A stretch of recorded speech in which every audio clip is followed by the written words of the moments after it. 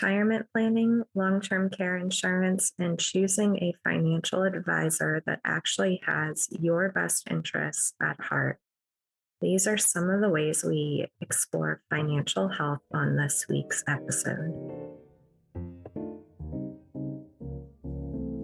Hello, and welcome to Elder Health Connection, a podcast where I gather innovators in elder healthcare to discuss their unique perspectives on caregiving and care receiving. My name is Caroline Morris, and I use my combined experience in biochemistry, physical therapy, health coaching, and growing up next door to my grandparents to dig deep into the complexities of aging and then draw out practical solutions that can fit into your life. I record this show from my home in Alexandria, Virginia, sometimes with the input from my dogs, Benny and Barry. Thank you for joining us today.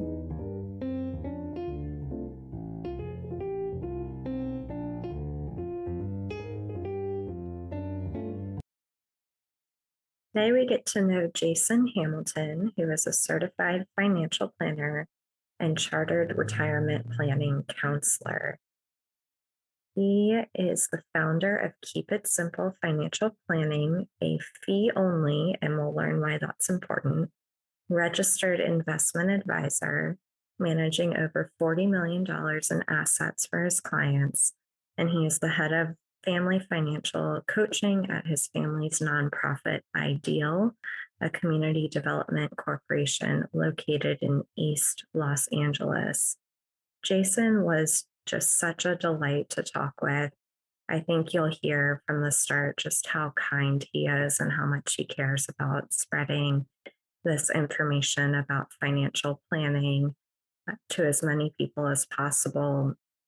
And his approach with Keep It Simple, I think, makes it more accessible for those of us who might get overwhelmed at the idea of financial planning. He also hosts a vibrant Facebook group, which is in the show notes, a great place to check out some of his work. And I hope you enjoy this episode on financial health with our financial planner. Great. Hi, Jason. Welcome to the show. Hey, thank you. Appreciate it. Great to be here. Yeah, it's great to have you. And I think we're going to have a really informative and important conversation today about financial health and how the work you do can help us ensure that we are in a good place financially for the long term. So to get started, can you tell us a little bit about yourself and your work? Sure. Yeah. So my name is Jason Hamilton. I'm a certified financial planner and a chartered retirement planning counselor. I've been doing this work for just over 6 years now, working about 90% with clients that are working to make that transition into retirement. And a lot of them have been saving, some haven't, their whole lives. But then they get to this point where they got to look at things like, well, how do I pay for healthcare? How do I make sure I don't run out of money? Am I on track for retirement? So those are the type of questions we like to help clients answer. And of course, taxes are involved in everything, that we do these days. And then on some of my other work we do is my wife and I have a nonprofit in East Los Angeles where we do a lot of financial literacy for those low and moderate income families. So we try to help the whole spectrum of clients here with just like you said, financial health and just getting a plan in place so that they can ideally have a good financial future and just relax and stop stressing out so much about finances, which I know is a big thing for a lot of people. So, yeah, it makes sense. I think there's some parallels between finances and health where a lot of us just don't want to pay attention to it. And then we think nothing will go wrong until it is wrong. Yes. Like personal training too. It takes usually a major event for people to reach out for help of some sort, right? And it's like, until then, we don't want to do it. But if you do things early, right? If you work out a few times a week, you plan it early on and have a good cash flow plan, usually things will work out for you over time. But you're right. We're humans and a lot of times we get busy and just don't want to deal with it. So exactly. Can you tell us what exactly is financial planning and maybe what training you went through to become a financial planner? Yeah, sure. So the term financial planning is probably one of the least best descriptions that you can describe for the work that we do. So I guess the way I see it is what the work we do is we help clients leverage all of their financial and personal capital to create the best life they possibly can for themselves. And there are aspects of using money to create that plan, but there's also aspects that it's going to involve your family, your career, the decisions you make on what vacations to take, and how much you can really find a balance between enjoying life today and also planning for the future.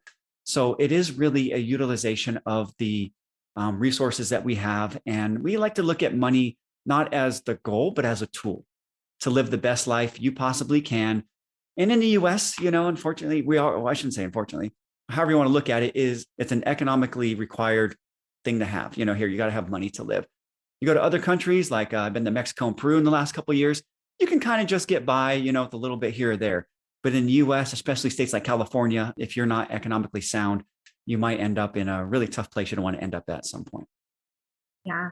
I'm in the Washington, D.C. area. So same picture here. Definitely. Definitely. Yeah. And I like that your approach is it's not just for the sake of amassing more money, but for using money as a tool to live out your goals or values in your life. So I think those of us who do know about financial planning might think it's only really for the wealthy, that's who the financial planners want to work with, or that's who is using that service to hold on to their wealth. But is that true, or is that a myth we can dispel? Well, I will say that there are a lot of advisors that are available for the wealthy, right? That is definitely something you can say is true. But I would not say it's only for the wealthy. And I would actually say it's probably more beneficial for those that are just getting started, maybe just got their first job or got their first career where they're earning a halfway decent income. Because I think everyone I talked to that's in their 50s or 60s said, I wish somebody would have told me what to do when I was in my 20s, right? And my personal story of how I even got to doing what I was doing today is what my family experienced after going through the 2008 market downturn. So during that time, my family did have somebody that was calling themselves a financial advisor, and that term is not necessarily regulated. And what was happening at that point when I went back and did the x-ray was they were getting advised to put all of their savings into a bunch of what are called whole life insurance policies. Okay. And the way these policies are sold is they say, hey, this is where the wealthy puts their money, right? And, in a way that can be true, but those policies can be good mostly for people that have so much income that they're maxing out all of their accounts that are like 401ks, Roth IRAs, and they have nowhere else to put money to get some sort of deferral and some tax benefits. So again, every financial product has a use, but what usually happens is those low and moderate income families get sold these policies instead of as a good investment, more of something where they say it's an insurance and an investment combined in one instrument. So with that experience, they were contributing for about 13 years before 2008. And when 2008 came, if you know about whole life insurance policies and how they work, it takes about 15 to 20 years to break even on one of those. Okay. So after about 15, 20 years, you might see some positive benefit out of those. But in reality, they should have been putting their money in good investments like mutual funds, ETFs, maybe some stocks and bonds. And when I went back and did the evaluation, they probably should have had somewhere about $300,000 to $500,000 to get them through that tough time. But because the whole life insurance policy is having so much internal expenses, they had about 60 grand that was sitting there. Oh, wow. Okay. And so that time was very challenging, for our family as a whole. And us as kids, we kind of had to all chip in because at that point, my parents were they had a small business. It was an Italian restaurant in a suburb of San Jose called Willow Glen. And some of their main clients were big tech companies like Cisco, eBay, those type of companies that would spend a lot of money on catering. Well, once 2008 came, that went to basically zero. And so my family experienced a cash flow crunch.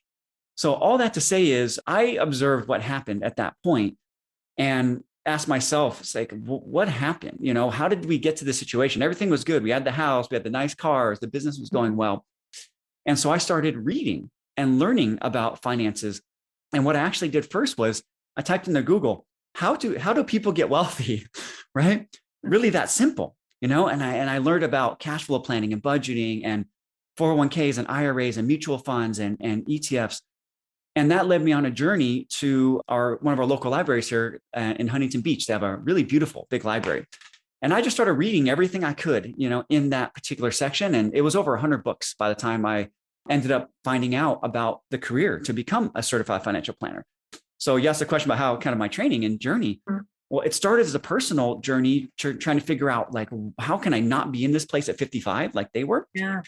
And then I found out there's a career called becoming a certified financial planner. And it looked really interesting. So I started just taking the courses for my own personal knowledge. And actually, the company I was working for provided the education benefits. So I started learning about how to maximize your benefits, right? So this is something as a financial planning tool, is looking at what offerings your job might have to help you advance your financial life. And I just fell in love with it. I found myself studying at night after 10-hour shifts, studying on the weekends, and just really became absorbed in it. And so I said, let me go try to find my own financial advisor. And what I found was, at that time, there wasn't a lot of help for people that were just really getting started, in the world of finances. There was Google, and there were some YouTube videos at the time and some podcasts that were decent. But when I went to go try to get help, I found two things over and over. Come back when you have $500,000 or more, or buy my whole life insurance policy, and then I'll help you with some other basic stuff, kind of like the experience my parents had. So I said, okay, there's got to be a better way. And I found this group of individuals that had started a kind of, you can call it an incubator in a sense, for people wanting to start financial planning businesses. And it's called XY Planning Network. And their model was really focused on helping advisors help younger people, or kind of that low and moderate income sector that's just getting started, with different types of models, whether it's like a monthly subscription model, for example, like you pay a gym and you can come once a month, for example, and just get advice and get a plan set up. Or maybe it's hourly, right? You pay for an hour of consulting, at that time. So that was something that was so interesting to me that I tried to find somewhere doing that I can work at. And it just wasn't really anything available at the time. So I said, what, can I start my own thing? And so I hired some coaches and some consultants to learn about the compliance, to learn everything you need to do to start a business like this. And so completing the certified financial planner coursework was step one. And then I completed that chartered retirement planning counselor, because my parents were ones that I just really wished had better advice along the way. And so I have a big heart, and my mom's 63 right now. She just retired recently. I helped her with that transition. And so the majority of my clients are in that space, which is, I think, an area where, man, there's so much, and I hate to talk down on the industry and people, but there's a lot of things that are not done appropriately. And I'll just say that lightly. A lot of products that are sold that are not appropriate. And people really just need good advice and guidance on what steps they can take to really optimize. And I call it their financial puzzle, right? Everybody has these pieces of a puzzle, whether it's a pension, Social Security, maybe it's a 401k, IRAs, Roth IRAs, and how to put all those pieces together to create the optimal picture for themselves. And so that training and kind of work that I do, that was kind of how I got to where I am today. And I've just really found a beautiful community of people that just really want this help. And, funny enough, all the negatives of Facebook, Facebook has been a great resource to just share things and share knowledge. And through that, I found myself into a career now that I just get to do this every day. And it's been absolutely wonderful. So kind of a long-winded way to describe my journey, but that's how we got here today.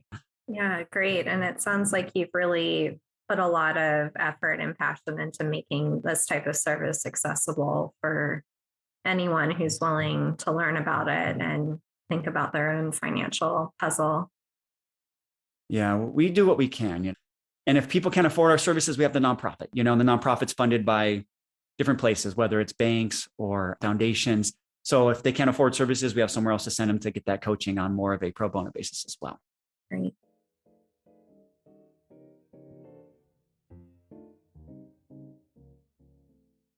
The first day of summer is Tuesday, June 21st. And I don't know about you, but I am in need of a refresh. So, what I'm doing is from now until June 21st, I'm offering free 1 hour free refresh strategy sessions for anyone who is willing to take the time and energy to focus on their health. To sign up for a refresh session, head on over to carolinemorris.com, or you can click the link in the show notes. Back to the episode.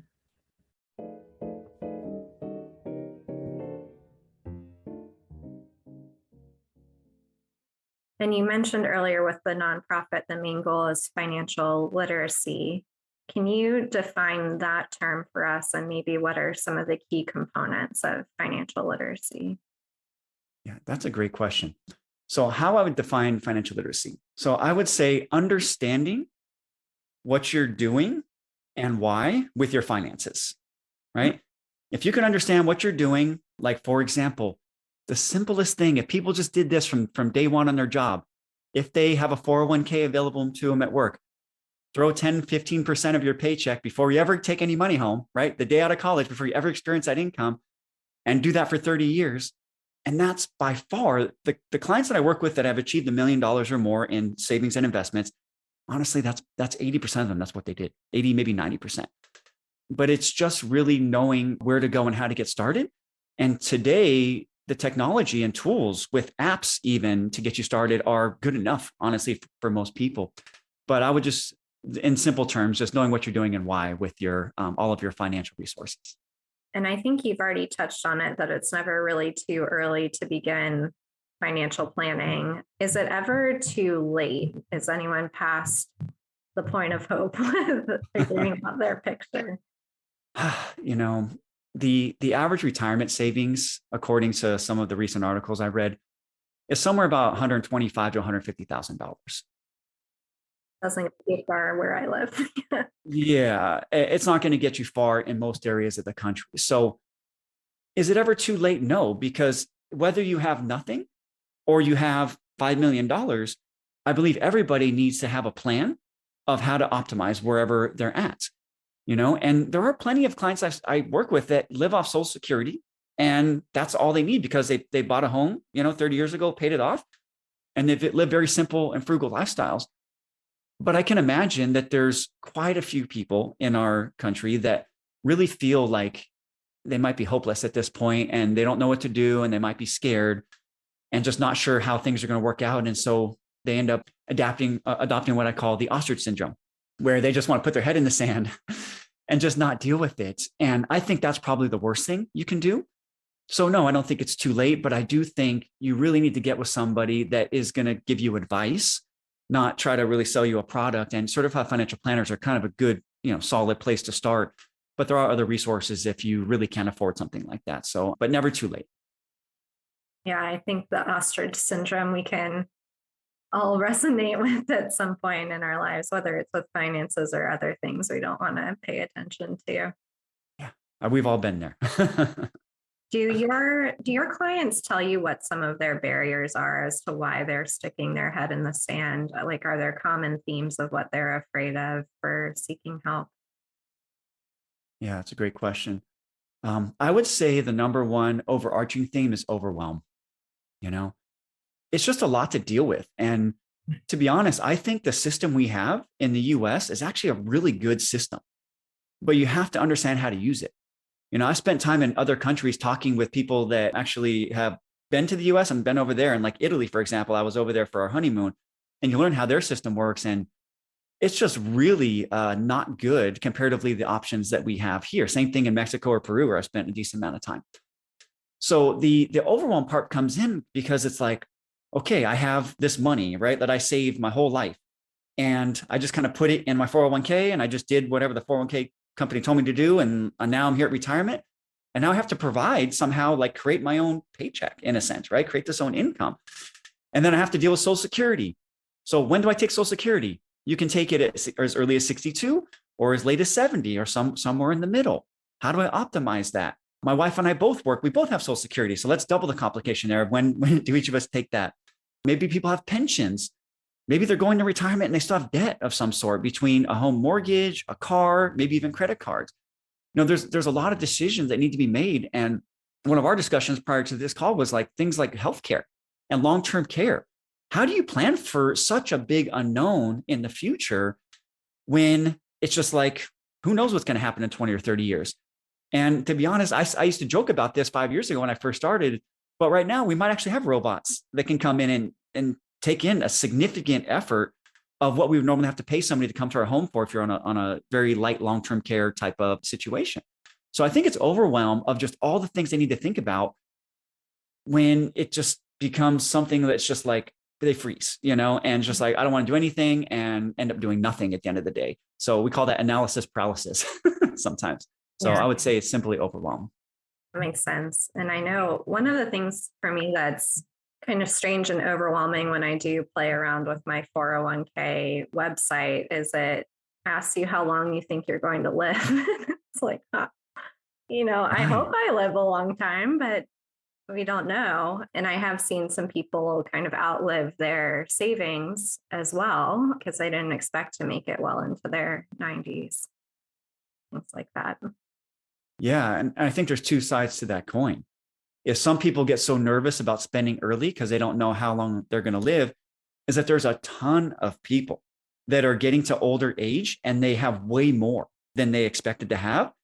And they really didn't enjoy those early years when they were in their best physical shape because they weren't sure, what they can do. And you're right. I was at a conference this a few years back, 2017, and there was a discussion about what's coming in medical technology.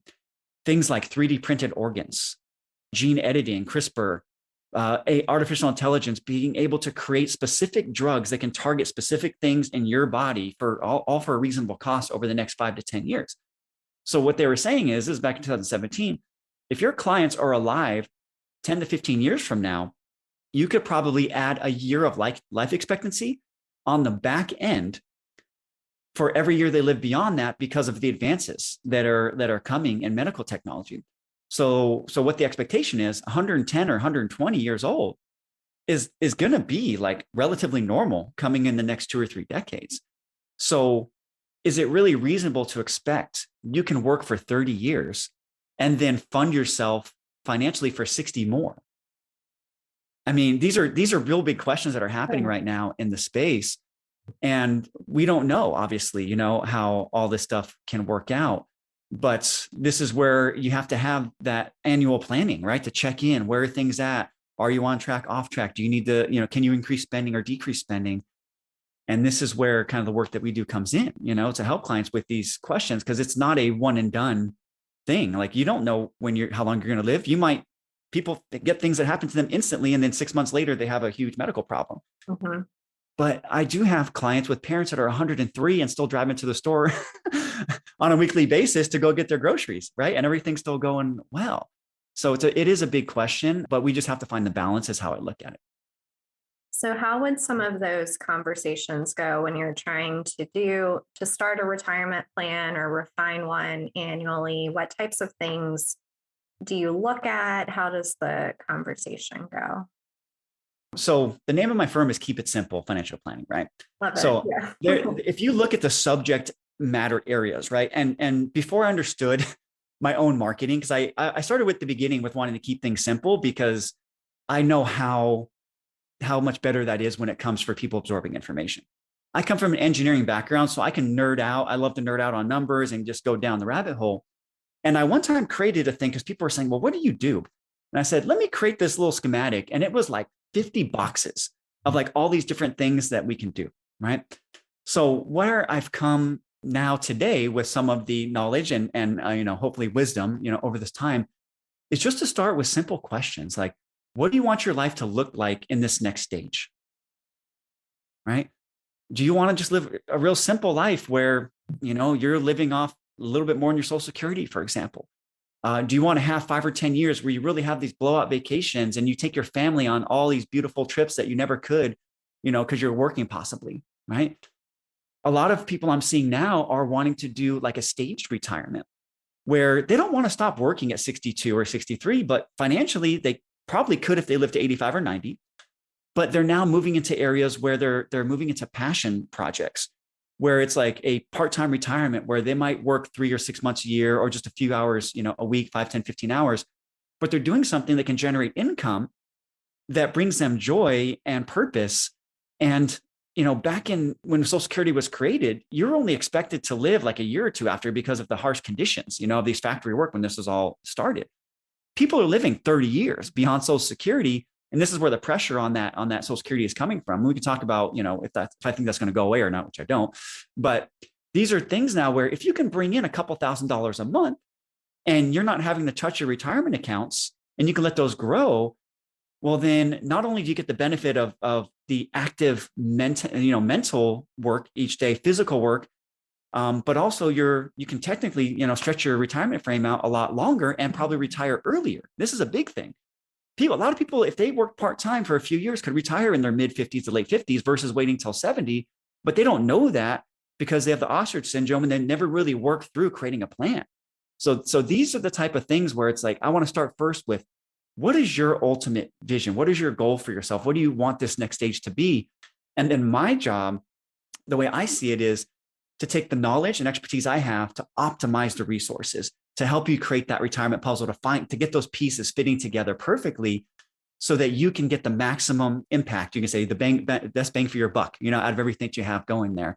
And then from there, we kind of dive deeper, depending on how they're set up, where it might be around how to optimize for taxes.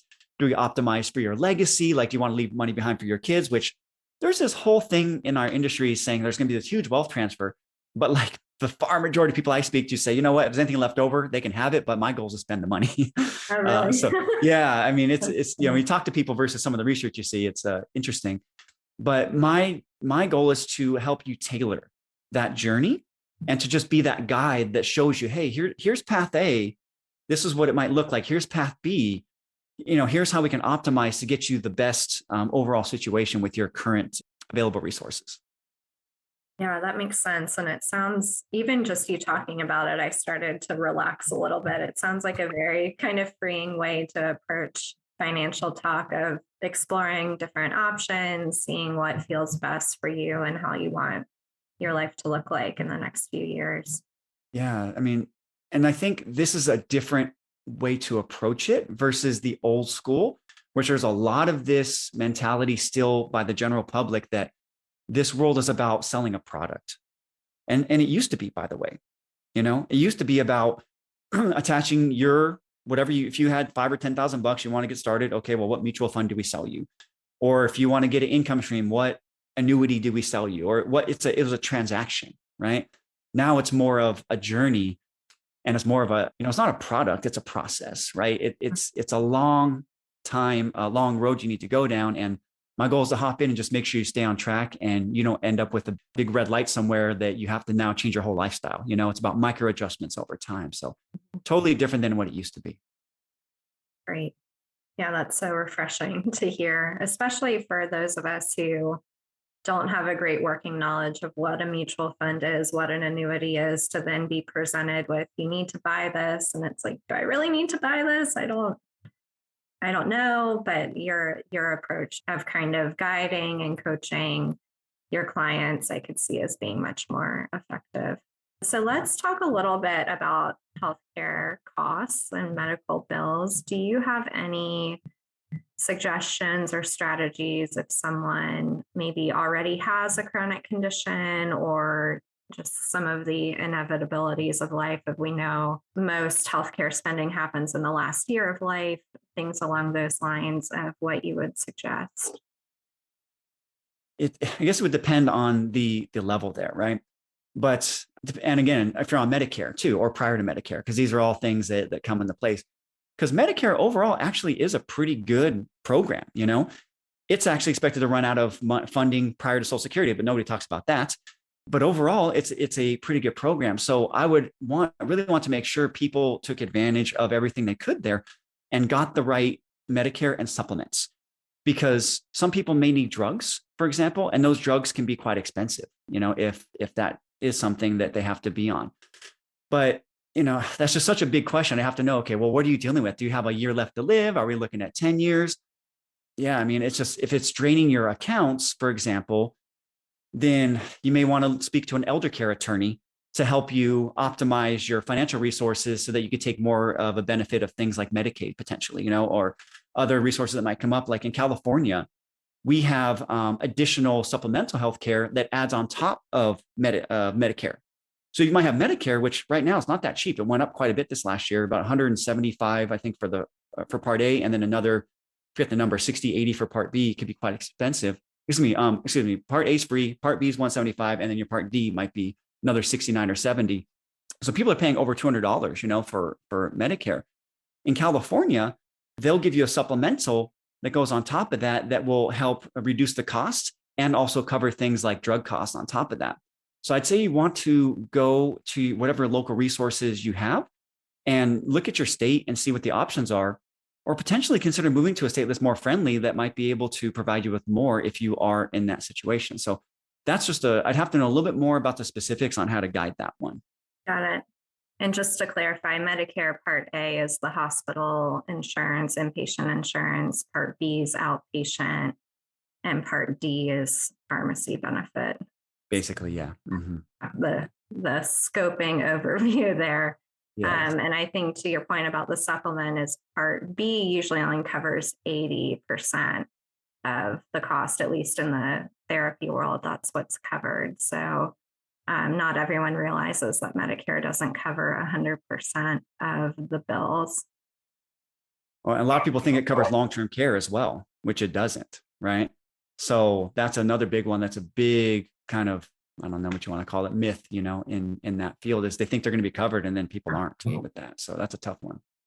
It is. And it's something I see play out a lot of, if people go to a nursing facility for therapy, then it'll get covered under the Part A benefit. But if they need to stay on long-term, it's not covered. And even some people who purchase the long-term care insurance still aren't getting full coverage. Is that something you've had any experience with as you help people choose which plans to pursue? To be honest, like Medicare specifically, I work with a specialist on that because state to state, you can have a lot of different plans that may come in there. But the long-term care insurance, that game is a very interesting space right now. Like 20 years ago, people were buying these policies that sounded great. They were a reasonable cost and they're supposed to cover basically everything, right? And for a lot of people, they did. But the problem was the insurance companies underestimated how popular that need was going to be. And so we've seen things in the last few years where people are getting their monthly costs raised, their long-term care premiums raised 75% over the course of just 2 or 3 years. So if you're talking about going, $400 a month to $700 a month, for example, and you're on a fixed income, that can cause a huge problem in your overall cash flow plan. And so this is a big disruption and people are dropping policies. They're not able to afford them. So they paid into them for all these years and then they're not able to kind of keep them up over time. So that's a problem. And then the ones that are coming out today, honestly, the ones I've seen lately, they almost seem like a prepayment plan in a sense where if you put that money aside, if you live to an average age, right, and in your late 80s or whatnot, and you just put that money aside, you would almost end up in a better place by investing that money than you would by buying a buying a long-term care policy, because the coverage just isn't really all that great these days. But they are good for 2 areas of clients that I found. Ones that don't really need them, right? And so that they can just have that extra protection there and then invest their money more aggressively, for example, and let their wealth grow and have that policy cover some. And those that are on the real borderline, where if they had an event and something were to happen, they'd be in a lot of trouble. It's probably better for them to almost prepay that and have that coverage in place. But in the middle these days, it gets a lot more difficult because if it looks like you can cover, let's say, 2 years each for each spouse, where the average stay for women these days is about 2.5 years, average stay for men's about 1.5 years, that's about 4 years total. If you can cover that and you're looking at statistically the likelihood of things happening, it is a 55% chance one of the spouses at least is going to have some sort of long-term care situation, but it could just be 90 days. We don't really know. So a lot of people are opting now to just self-fund and hope for the best from what I've seen, because the cost versus benefit has really diminished, over the last number of years with all the claims that have happened over time. Yeah, thank you for explaining that. I didn't know all the background of what was going into those plans and how they're evolving. It's really helpful info. Getting back to keeping it simple, Jason, for those of us who are just starting to pull our heads out of the sand, what are 1 or 2 things that are key to financial wellness? What would be the right place to start? The first step I would start is making a decision that it's time, because there's a lot of things, you need to think about, and it's going to take some mental energy, right? And some effort to get everything in order and get things organized. But you need to really make that decision and commit, because sometimes people say, I commit a little bit, and they kind of go back and forth for years. And once you make that decision, then I'd say the next thing to do is just to get yourself organized and get really clear on what you have, where it is, and your current financial situation. And if these things are overwhelming to you, then find an advisor to work with. And I would recommend what's called a fee-only advisor. Okay. There's 3 levels: commission advisors, which are the product salespeople. There's fee and commission, which is a mix. They do some fees and then they sell some products. And then there's fee only, which those advisors act in a fiduciary capacity, where they're legally obligated to do what's in your best interest before their own. And you can find hourly advisors. You can find ones that will help you for, like I mentioned, that subscription model where you pay a fee monthly and you might work together over a year, for example. And then there's ones that will just help you manage your money if you have some assets to manage, and they charge a percentage of assets under management, and then they'll take care of all the planning with you that way, so it doesn't come out of your direct cash flow. But if you find somebody who's fee only, and somebody who's a certified financial planner, you're more than likely going to get someone that's going to help you get the whole picture together and bring that peace of mind that you're looking for, to help you figure out what the best next steps are for you personally based on your current status.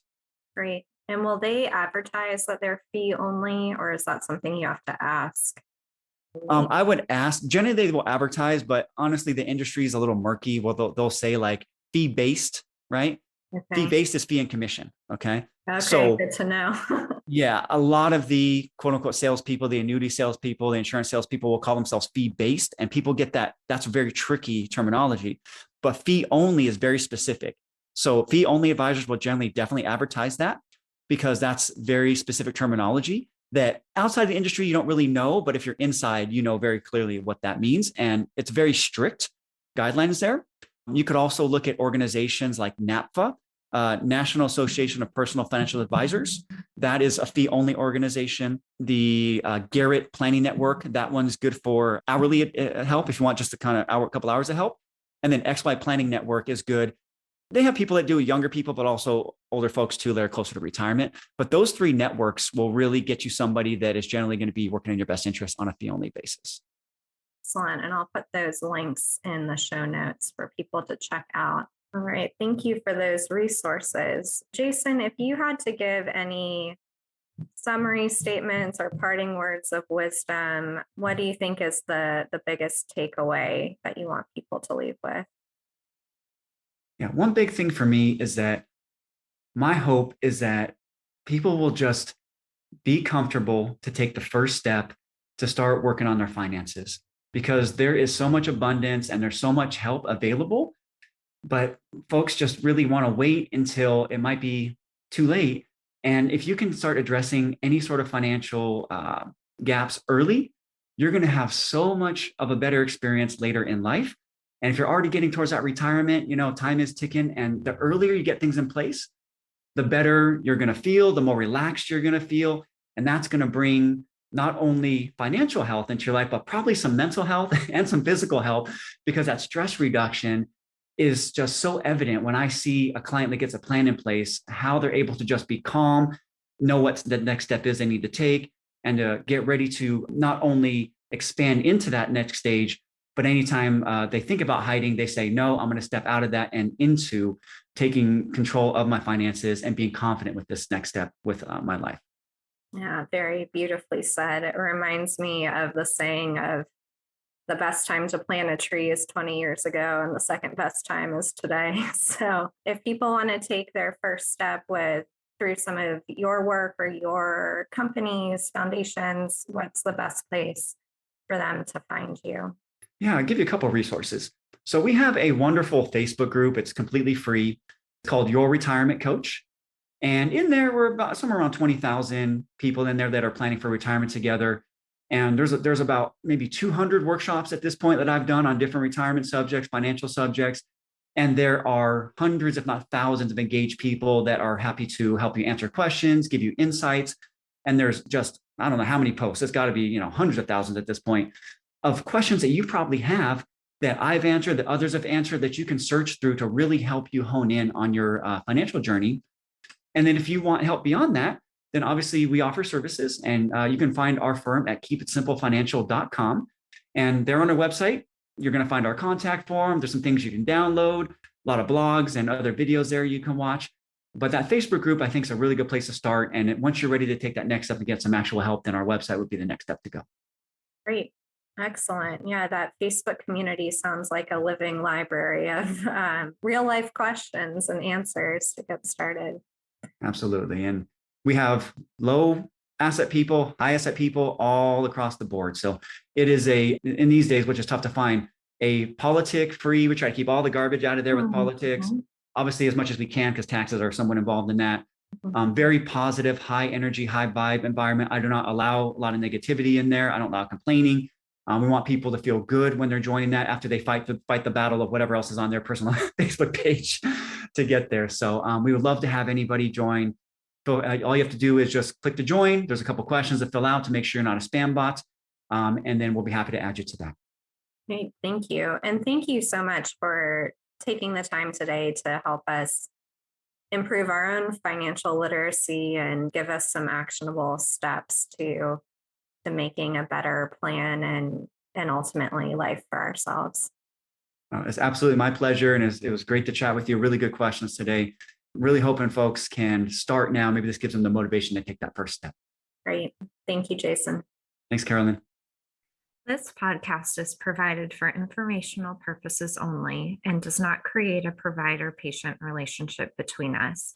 If you have questions about your health, please speak to a qualified health professional. If you would like to learn more about working with me as your qualified health professional, please visit carolinemorris.com. Did you know that gratitude is good for your health? If you found value in this episode, please share it with a friend and leave a rating or review.